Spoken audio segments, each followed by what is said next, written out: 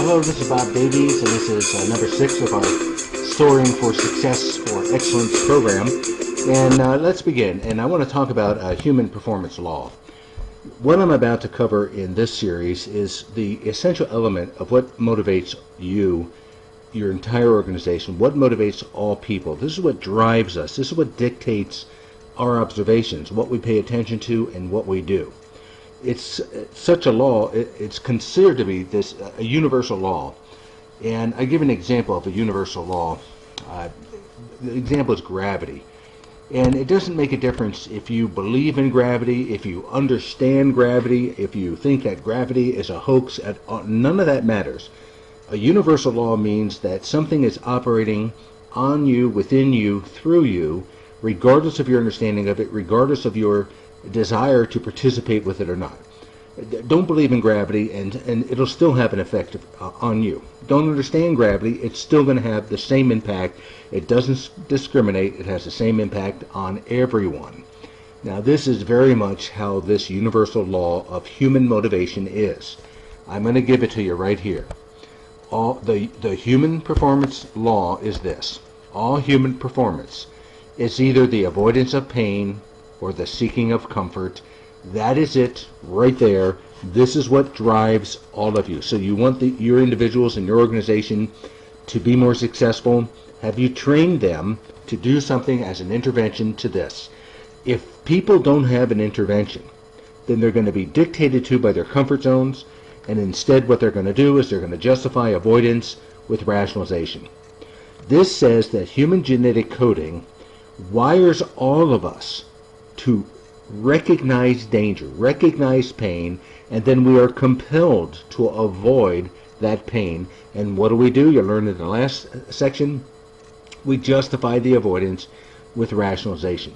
The best that it can get is some range of mediocrity. Now, let me talk about myself as an example in terms of giving you an intervention for this. It's not about myself. It's not about me as a speaker. It's about how does what I'm going to express to you affect you? How do you identify with this in your life?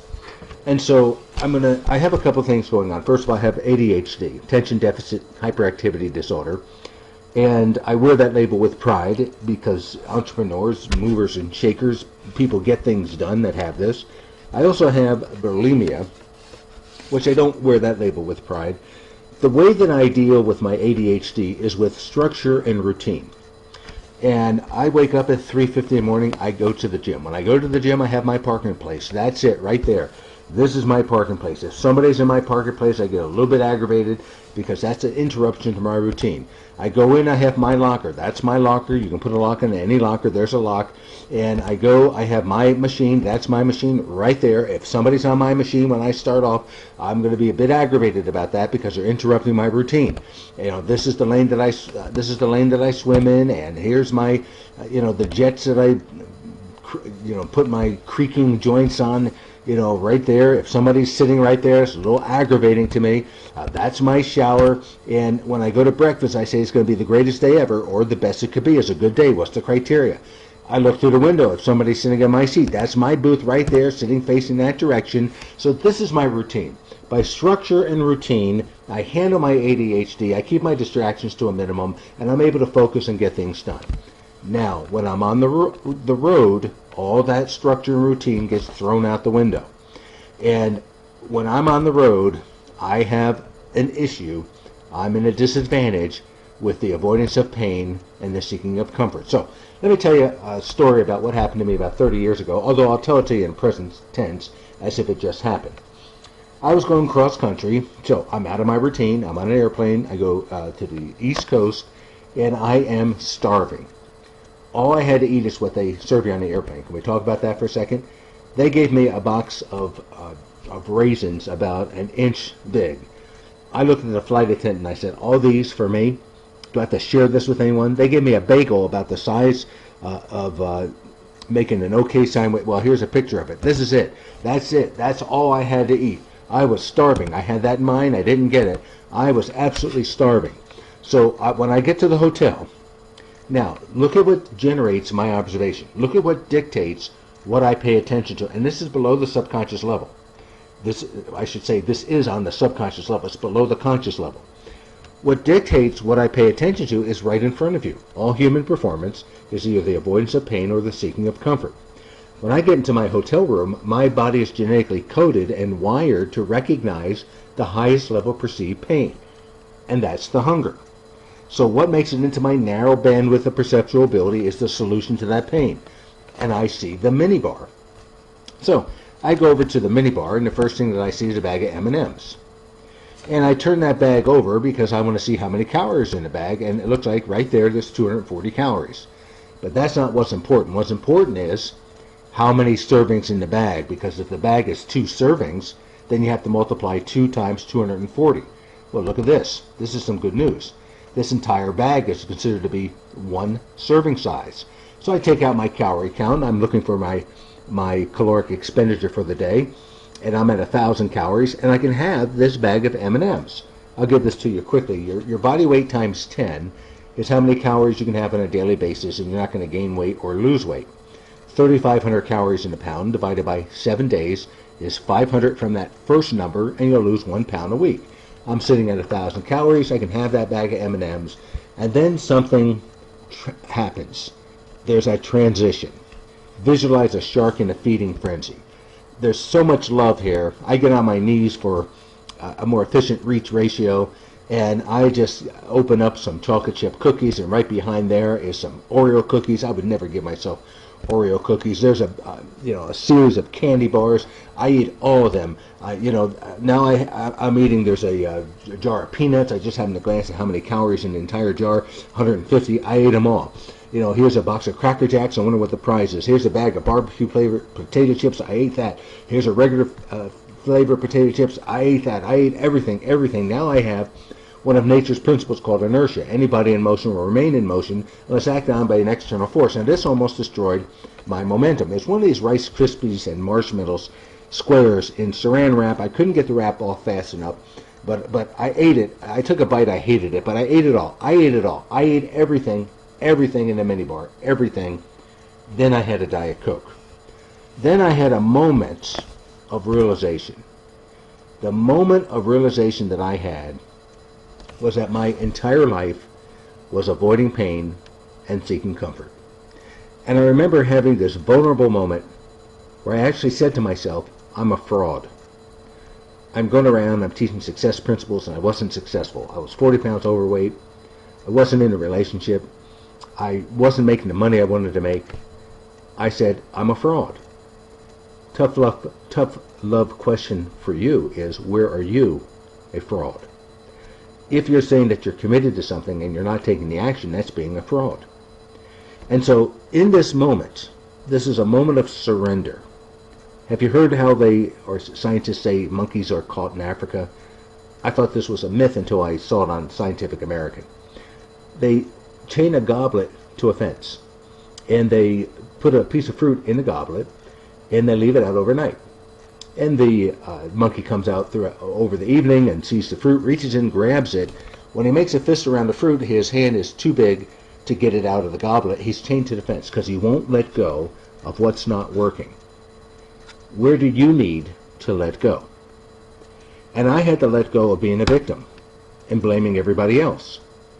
And when I made that transition into taking full responsibility, something happened. What I saw was different.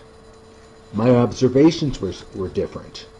And all of a sudden I had the realization that, everybody is driven by the same principle here.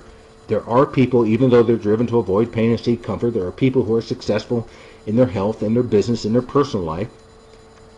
My next trip, I did something different. I told 5 people in this trip, if I go in a minibar, I'll give you $250. So $250, $250, $250, $250, $250. What's that come to? $1,250. I go cross country. I am starving. I get into the hotel room. What is my subconscious approach? Well, it's on automation. I'm going to default here. And the default is to avoid the highest level perceived pain, which is the hunger.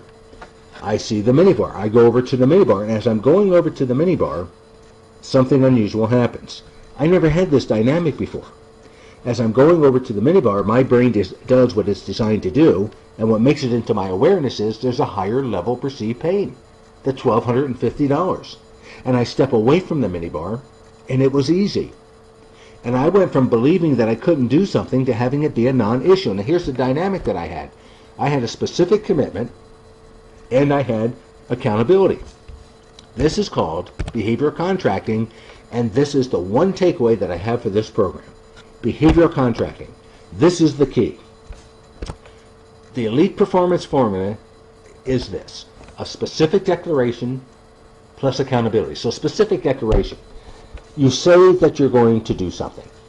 It could be a certain amount of calls, it could be a certain amount of people, a certain amount of appointments set, a certain dollar volume, whatever that specific declaration is. A certain amount of times going to the gym. A specific declaration, and it's a 7-day period of time. The time that I'm fond of is called a schedule of reinforcement. The moment you wake up on Monday till the time you go to bed on Sunday. And so during that 7-day period of time, what do you give your word you will do? Now, it's not enough just to do that, but just doing that puts you ahead of most of the population, because most of the population is not well planned and on purpose. Now we need to add accountability. There's a tremendous misunderstanding about accountability. Most people think accountability is manipulative. Somebody's trying to get you to do something for their benefit. That's not what I'm referring to. Accountability is all about personal accountability. Accountability has two parts. The first part is the check-in. Somebody else other than you checks in with you and asks, did you do what you said you would do? And you want to have some inspect and verify concepts in place. You want to be the toughest person you can get to check in on you. You should be making you prove and substantiate that you did what you said you would do. But even so, that's going to really bring significant results just in itself. But this is the key. It's also controversial. The enforceable consequence for non-performance. This is the key. You add this in, and something significant is going to happen in your results. You are now using the carrot. The carrot is always going to be there. The carrot will always have an impact. But people have a misunderstanding. There's a book that I haven't gotten to read yet. It's on my stack to be read, called Punished by Rewards. You know, a carrot is not going to take you beyond your pain threshold. It's not going to take you beyond your comfort zone. It is the stick that has the opportunity to break through comfort zones and actually move comfort zones to a higher level. And so behavioral contracting is the key. So here's the application. You bring this into your organization right now. You can bring it by just having them view the previous 5 webinars that I sent to you. But the due date is the next 7 days. So the moment you wake up on Monday to the time you go to bed on Sunday. If you're implementing this in your office, let's say on Wednesday, then it's Wednesday through Sunday. That'd be Wednesday, Thursday, Friday, Saturday, Sunday, 5 days. But anyway, you have a due date, then you have a specific commitment. I suggest that you start this off small. Start it off with something that you can do, that you know that you'll resist doing. Make that specific commitment, and then here's the key. This is the anchor. This is what will shift your physiology, and that is the enforceable consequence. Now you're using the stick. Now you're doing behavioral contracting, and let me give you this as an analogy. I'm only an email away, and $100 if you don't do what you say you're going to do. I mean, if you've got something, there's never an excuse for not having somebody to hold you accountable. Experience this. Be open-minded. Here's what's going to be operating for you, and I like to use the scales of justice as an analogy. We know that human genetic coding will compel you to avoid the highest level of perceived pain. You want to make that highest level of perceived pain to be the pain of the penalty, because then you'll be compelled to avoid. If the highest level of perceived pain is the pain of the action, you are still going to be compelled to avoid. Avoid your way to the top. By having a strong penalty associated with non-performance, you will be compelled and driven to avoid that penalty by taking that action. If you use this properly, something significant will happen, and I'll be sending you some more in this series to help you use this successfully. And of course, I'm always interested in coming in and speaking at one of your events. So keep that in mind as well. As I always end each one, insurance for your organization is education. Protect your greatest asset, your producers, with education. Thanks again for participating. Good luck with behavioral contracting. I'd love to hear back from you with your experiences of behavioral contracting.